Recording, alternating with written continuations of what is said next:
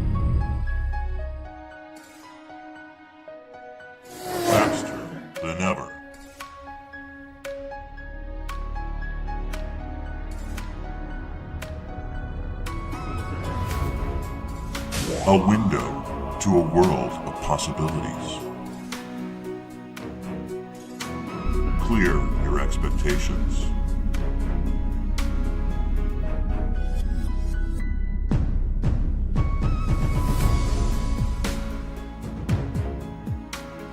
Clear your hesitation. Just hit clear.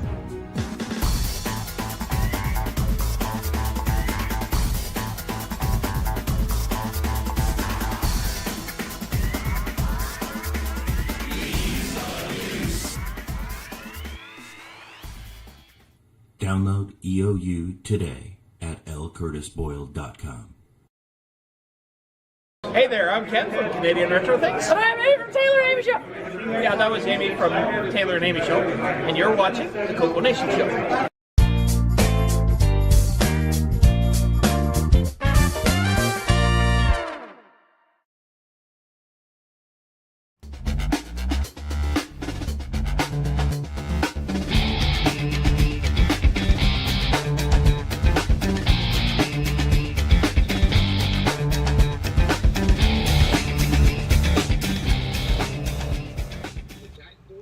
For the CoCo 3?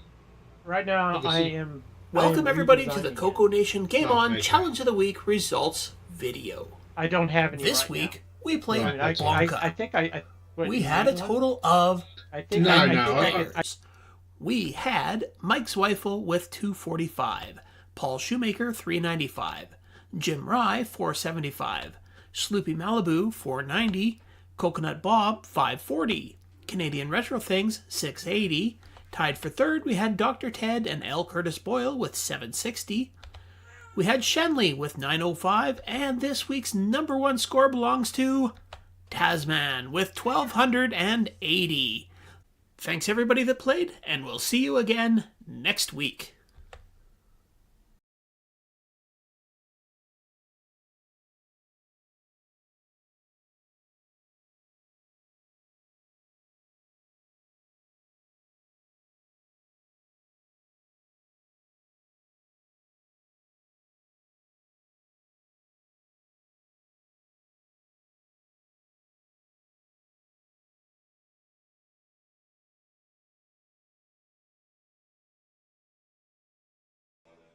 They probably can't hear anything right now.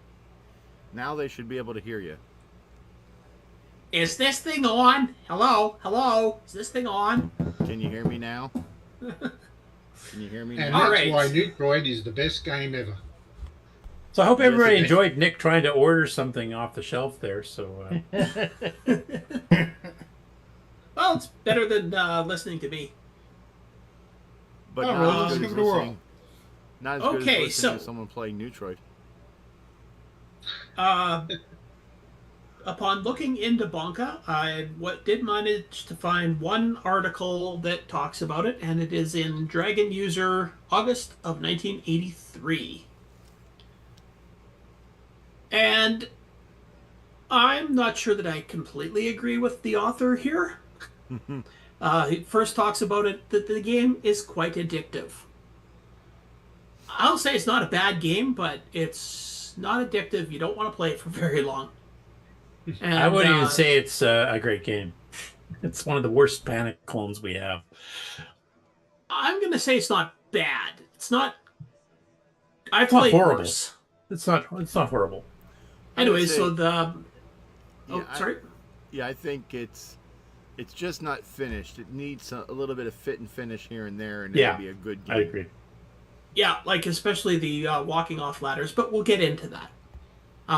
The author also goes on to say that this is a well-graded game providing skill levels from easy to extremely hard, which that's true, it does. I mean, it's pretty easy if you set it at the lowest level and pretty hard if you set it at the highest, so.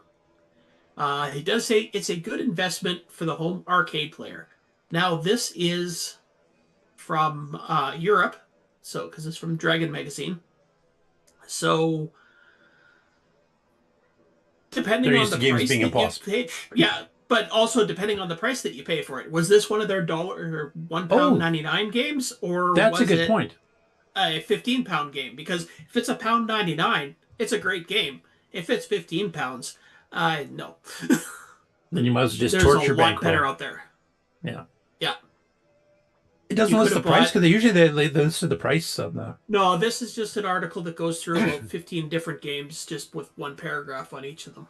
Yeah, because you see on the bottom where it says software reviewed this month, Arcade to Adventure, they actually have a price. Oh, does it? On the far right there, or the second and fourth column basically. has £7.95. £8. Bonk at $7.95. Yeah. $7.95. Okay, then it's That's- not that good of a game. That's Yeah, expensive. That's This was expensive. £1.90. This is one of the £1.99 ones. It wasn't too bad for 8.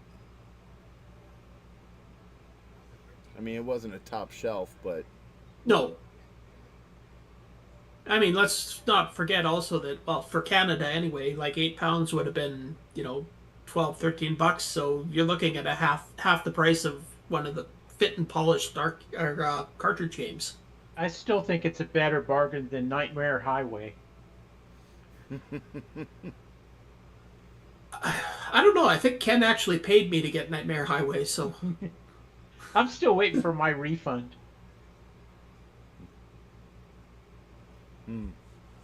anyway, so yeah. So Bonka had a few problems. One of the most annoying ones was that if you didn't walk high enough up, like above the level that you were going up to on the ladder, you would fall through the floor and land on the level below. So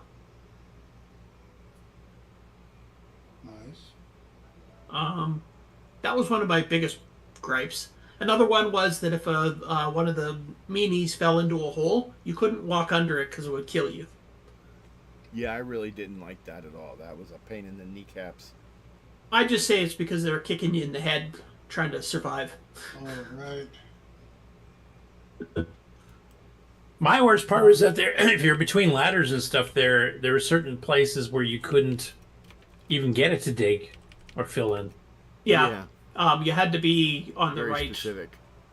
right pixel to make it dig. Well, sometimes I couldn't get it no matter what.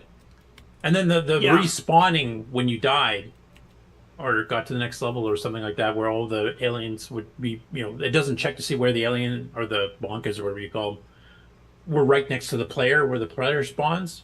Yeah. So you Or they immediately had start you surrounded trapped. and dead. Yeah.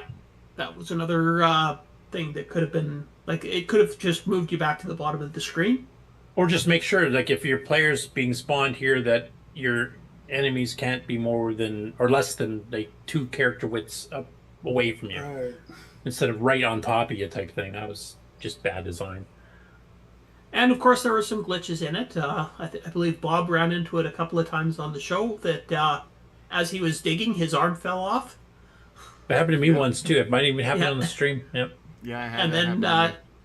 then he wasn't able to dig anymore, and he could just run around until he died. I was able to dig after that. Just it was the whatever it was came up from it and it killed me. Because Now, one thing I'm Also, curious of is that a lot of the games back in the day were copy protected in some way, and then people would crack them, and some people did better jobs than others. Some would actually introduce bugs into games because they didn't understand the code properly when they were taking their copy protection removal out. I don't know if that's the case in this case. If that's the case where this was working better under the original and just got screwed up some of these problems here by a bad crack, then I'll give it a little bit more credit than I'm currently giving it, but I don't think it was.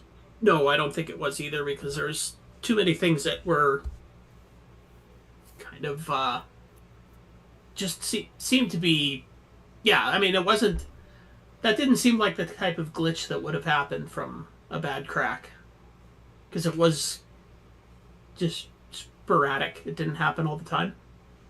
Yeah, I guess it depends, because we've had a few games we've had to patch to run the 6 or 9, and that's because whoever cracked it just left a half of an instruction that they ripped out and they left the other half in, so it just became a random, command I guess. instruction, and just, triggers the 6 or 9's instruction trap because it's not a legal opcode, and it just runs off.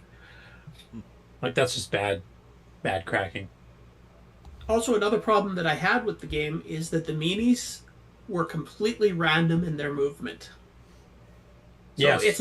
it's a timed thing. Like you have to like you only have so much time to clear them all off the screen, but sometimes they just sat there for like half the time going up and down one ladder.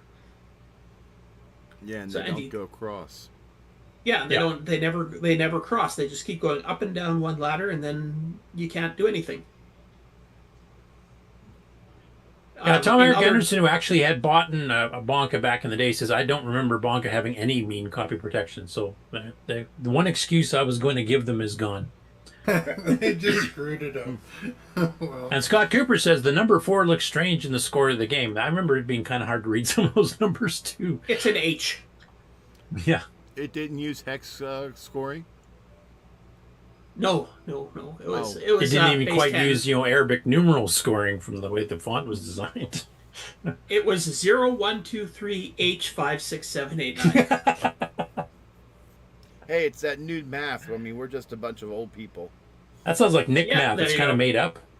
It's, But definitely in other versions of this game, the creatures will track you, and they will come for you, so you can dig a hole and they'll. But yeah, it was a little bit annoying, especially sometimes when you had one left to go and you're running out of time, and it was just going up and down a ladder, and you just sat there waiting for it to do something until you ran out of time, as it just continued going up and down the ladder. Or you got brave and went up to its level, and then you got killed. Yeah, you got killed at the beginning of the next level because you were like right next to it. Right next to one when the level started. Yep. Yeah. So if you like the Space Panic type games, or Apple Panic if you came from the Apple side, because it came out not too long after the arcade one, there's definitely better clones of the CoCo. Color Panic by Spectral being one. There's one from T&D, I think, was even better and was cheaper. Oh, cool. Maybe we should try that. Instead. Probably one or two others that I can't remember off the top of my head, but there's. How do you know that's not what we're trying, Sloopy? yeah, you've done encouraged him. Come on. I might have chosen a better version this time. Just to might show have. my superiority over the guy that chose this one. Now I know what it's going to be. He's going to find a T&D basic one, and he's going to make the electronic book control it. That's what he's doing. Got it. The number 12 on the keypad, that'll cause your arm to fall off. I got it. There you go. Yeah. And you have to use the number 10 to reattach it. But only the left side of the number 10. Because the right side of the And number 11 will jump you off the middle of a ladder as you fall one whole level below or something like that. Yeah. Anyways, yeah, definitely not the worst game, but it's definitely much better versions of it out there to play. So I would rank it from all the games we've seen on the Game On Challenge so far, probably in the lowest 25%. I was going to say right at about that 25% level. I think there's about 25% of the games we played are worse than this. I would probably There's one go or two, lower than that. 10% there's- maybe. There's a few that were lower. I mean, at least with Bonka, people played it on the show. I mean, there's somewhere. Yeah, once you got used to the controls and the quirks of how to do the digging stuff, you can get a bit better at it. But I mean, being spoiled by playing a decent Space Panic clone before many times, it just I didn't want to play it anymore because it's just like I could play much better versions than this. Yep, I totally agree. And what was the other game we played? The other game that we played was Bubble Bobble. Ah. And I'm actually shocked at how many people have never played Bubble Bobble before. I mean, this To be was honest, a that's the only mainstay CoCo for me. version we have, as far as I know. It is. I don't. But I mean, just in their lifetime, because in Bubble Bobble was an absolute mainstay for me in the arcade back when I was a kid. And funnily enough, when Glenn Healy was doing all of his Williams transcodes for the machines that had 609s in them, like Defender and Joust, Bubble Bobble was one of those, and he said, I don't like the game. So he's not doing it. I've just lost all respect it? for him. Bubble Bobble, or was it another bubble game? Wasn't it Bubble Bobble? No, No, there's it was a bubble Bubble one that by Williams that did use a 6809 I don't think it was a bubble bobble though. Right, yeah, because Bubble Bobbles. Oh yeah, by yeah, Taito. that's right. It was the one where you had that sink drain and you had the bubbles. Yeah, that's it. Right. Yeah. Okay, you're right. You're right. Yeah. Of course, I stand corrected. Never mind. Bubble Bobbles by Taito. Right. Yeah. I'm completely wrong. I haven't got the one on my page yet, so I'm unaware of it. So that's The only thing I wish about this version is that you could actually play the 2-player version that you can in the arcade. The cooperative single player 2-player only? version. Yeah. Okay. Do you have a friend to play with? No, I haven't don't. had a chance. But Go ahead. I was just going to say no, I don't. But I mean, I wish that option was available. Hypothetically, yeah. I may someday have a friend. It may cost you a bit, but yeah. Ken, Or- what's in the cabinet behind you? What's in my clothes? Your friend? No, just my clothes. Okay. Clothes It's and a extra wardrobe. blankets. Okay. Oh yeah, it's already June. You're gonna need the extra blankets. No, I think we're finally out of that. I've needed the extra blankets for the last 3 weeks that I've been here. Right, right. And then 3 weeks from now, you're gonna need them again. So. Well, Yeah, since you played Bubble Bobble quite a bit, I'm assuming arcade or on other platforms, Ken, before. Both. How would you rank the AGD? And given the fact that this is a Spectrum engine, game designer engine based game I translated to the think CoCo. It's pretty good. They definitely, it gives you a lot of men at the beginning of the game, but I think it's a little bit harder than the actual Bubble Bobble. Okay. I think the bad guys seem to move a little quicker or something, or I don't know. They just seem to run into you a lot more than in the original game. But isn't that a pretty good port then? I think it's a really good port. Awesome. Now, for tips and tricks, don't do what MarcB was doing in the game. Don't rapid fire the bubbles, because it does crash the game. Oh, really? Nice. He was just hammering on, like, from point of start, he would just hammer on it, and there'd get to be so many bubbles on the screen that I think it was first thing that went was the code for making the bubbles disappear, and then everything just froze. We should mention that actually to Paris Surratt so that he can look at fixing that, because he's pretty good at fixing bugs on the AGD engine conversion stuff. So if you're on the World of Dragon archive forums, just leave him a message. I don't think that's actually a bug. I think that's more just overwhelming the system. Historically accurate. No, it's not historically accurate. I think it's just you're getting so much stuff on the screen all at once moving that it slows the code down too much. Well, I mean, the machine must get all filled with suds if you use too many bubbles. Yeah, there you go. So you're saying it needs a 639 optimization is what you're saying? Exactly. Nick, And can you then, get on that, please? Then you could fill the entire screen with bubbles. And then it would just be like bath time. Rubber ducky, you're the one. I do find that one of the tips and tricks for the game is that if you leave it a little bit too long for popping the bubble that the bad guy's in, it seems to have about maybe a second before their bubble pops that he will kill you. So if it's been a little bit too long, don't bother going after them. Just wait till they come out of the bubble and shoot them again. Because a few times I've hit it while they still have a bubble on them, but it still kills me. Scott Cooper has a legitimate point here, programming-wise. He said easy fix for the problem where it crashes. Just limit the amount of bubbles on the screen at one time. Yeah. I assume even the arcade would have a limit at some point. Oh, good, Scott. I Can you can't get it done remember. before Thursday. I've never tried rapid firing the game, so especially not at this. I don't know. I think Mark might have had like a rapid fire turned on his joystick because honestly, when he was playing in the live show, the second his game started, the bubbles would just stream out of him. Like he was using a bubble gun. Yeah, a bubble machine gun.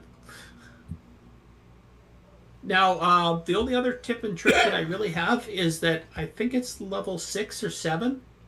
When you get there, there's a banana on the screen, or a bunch of banana, like a banana bunch. That's the only time that I've seen any fruit in the game. There's always, in the real game, there's fruit on a lot of the screens, and that's bonus points. But in this one, the banana's actually 5 extra men. So, well worth going after. And I haven't checked today, but my high score I got on Thursday actually beat Dr. Ted's high score. So, for Let's now, see how long that lasts. I was the king for now. So what you're saying is that when the bananas appear on the screen, that it's quite appealing to get them? Very appealing. I see what you did there. Anyways, all in all, I'd say it's a very good bubble bobble game, especially considering it was made on the AGD engine, which there's not a lot of real arcade ports on that, and I think it's done quite a good job of this. Yeah, that's good, because there's been other attempts at arcade ports in the AGD engine stuff, but usually when I've taken a look at them, they're not that impressive, and this one sounds like it was done right. It's also probably because the game lends itself well to the engine. Yeah. Yeah. Plus the engine's got some upgrades over the years too. So I mean, there's a couple games that require the new engine even to function at all properly. So maybe some of that's helped as well. Well, this one was made I think 2 years ago. So. Cool. So we got another week of Bubble Bobble. I'm surprised they got away with actually using the original name without renaming it. Yeah. Is Tato still Actually, around? yeah. Is it Tato or Tato? I don't know how to pronounce it. I've always called it Taito, so. Okay. Yeah, because actually it's still a commodity because there was a new version of Bubble Bobble released for the PlayStation 4 maybe 4 years ago. So okay, it's not like it's a out of print game that no company's going to be looking at stealing the name from. So, all right, let's take a look at the live show.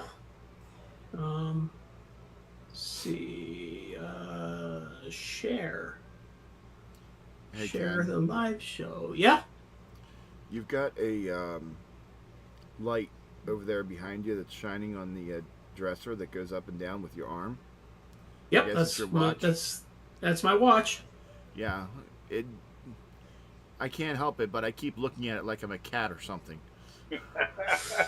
That's how I keep my cat occupied. Meow. One of the guys at Retro Techie wants to see your shirt. Oh, I'll show it right after I done this.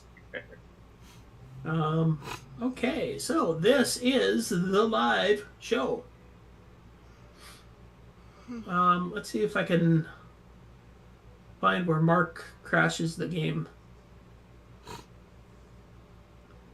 I think. Yeah, oh, there.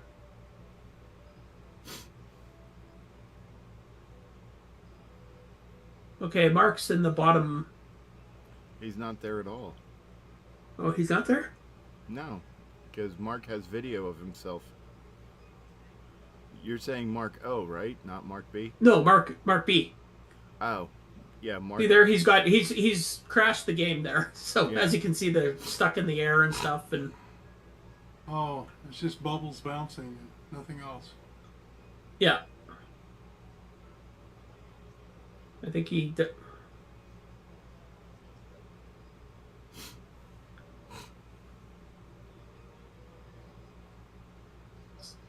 anyways, so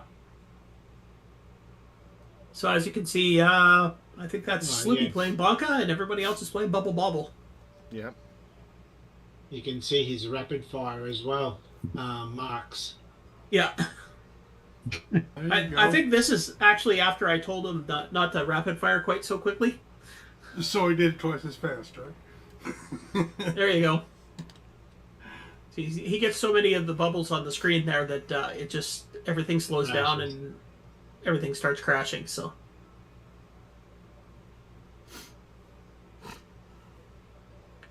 So, yeah, there was, I think, 5 or 6 of us at once there. Maybe we got 6 in at once, or...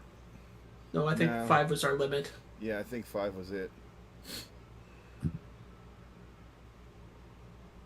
I was expecting that we were going to have a really good turnout.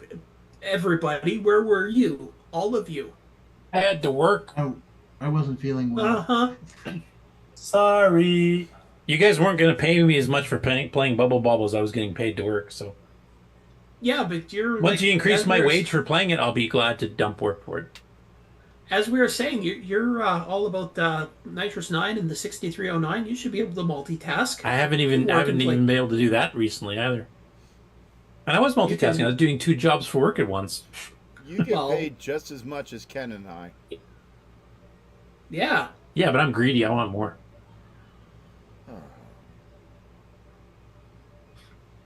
All right, so anyways, so if you're interested in joining us in the Game On Challenge Live, it's a lot of fun. We hang out, we play games, we make fun of everybody else, each other's game playing, and Or whether they every show now up and or then not.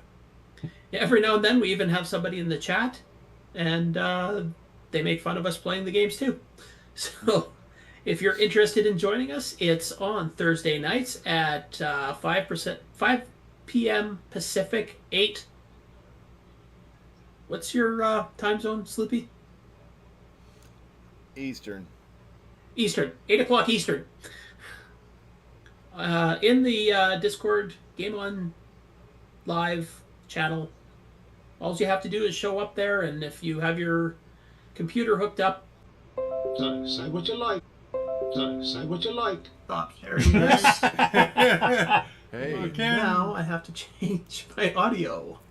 Get the batteries or something. I love it when shows run this smooth. Hey, this is the first one, so... There. Now hopefully I'm not getting the Sloopy thing of my microphone picking up the speaker of my monitor. Fine. Okay, good. So you didn't hear the derogatory command? No, I missed it all. It's perfect. Curtis was saying about you? Oh, well, I'll see it when I He watch knows. the video He back. knows. Anyways, this is the shirt that I'm wearing. Yep. I see Fozzie Bear and Kermit and Well, there's Miss Piggy Miss there. Piggy. Yeah. It's I like my the skull one Muppets. better, though. I have to say that was a cool one. All right, so now let's take a look at what the game is for next week. And because I've got no originality, I'm going with what Sloopy was suggesting. Bonkers the 2. one I suggested yesterday, or the other Yeah. day, or the You one I tried it suggested today? again? I chose this one. Ah. I know this Ooh. one. This is Bugs. The original. This is Right. the original. The one that won the game programming contest for Color Computer Magazine. First place. So there's a few different commands in this game, so you should probably go and read the instructions on how to play it. No, 'Cause I'll it's- just wait until Thursday and have them read to me. Oh, okay. It's a large game. There's a lot to explore, so it definitely won't be a quick. You play it for half an hour and you got a mastered type thing. That's for sure. And this is another game where the lining up for shots and stuff is pretty precise because you can line up in such a way that your shots will miss the opponent. They'll just run in and kill you, or you can't pick up an object or whatever. So you got to be kind of We're a not bit lined precise. up. Yeah, we're not lined Is up that- to get into one of the holes. Does that mean we have a chance to beat Dr. Ted? No. In the first day or two, yeah. There's always a chance. Everybody will be at a disadvantage at the beginning, so yeah, that's possible. Unless you're one of the people that played this a lot when you were younger, because this is an award-winning game. Yep. And you guys might recognize the names here because it's 2 of the programmers that worked for DICOM, along with Dave Dyes. And Kevin Hoare was the other guy that was there, but Yeah. these are 2 of the 3 authors of Gates Delirium, the Ultima clone, for example. So that is going to be the game for the next 2 weeks. Cool. Cool. This one I would call it's an arcade game, but it's got some adventure elements because you got to discover where keys are, what key works with what door. Some of you have to shoot a missile to break the door, and yeah, there's a fair bit of exploration and stuff in there too.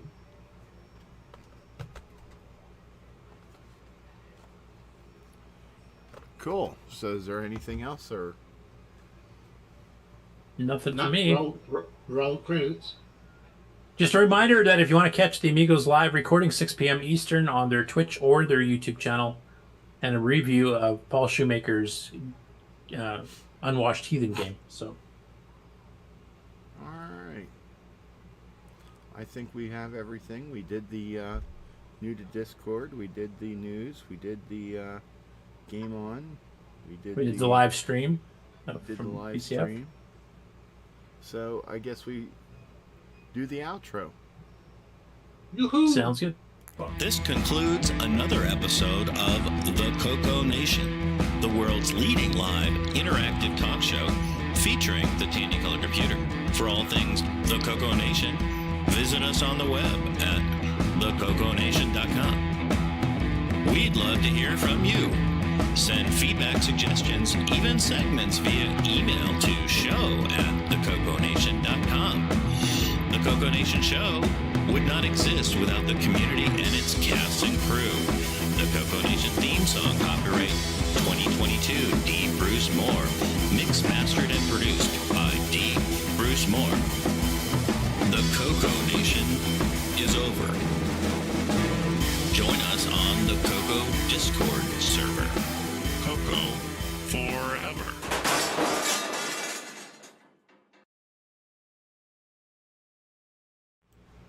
Yeah, I didn't realize until it was too late that segment had the microphone and system sound in it when it shouldn't.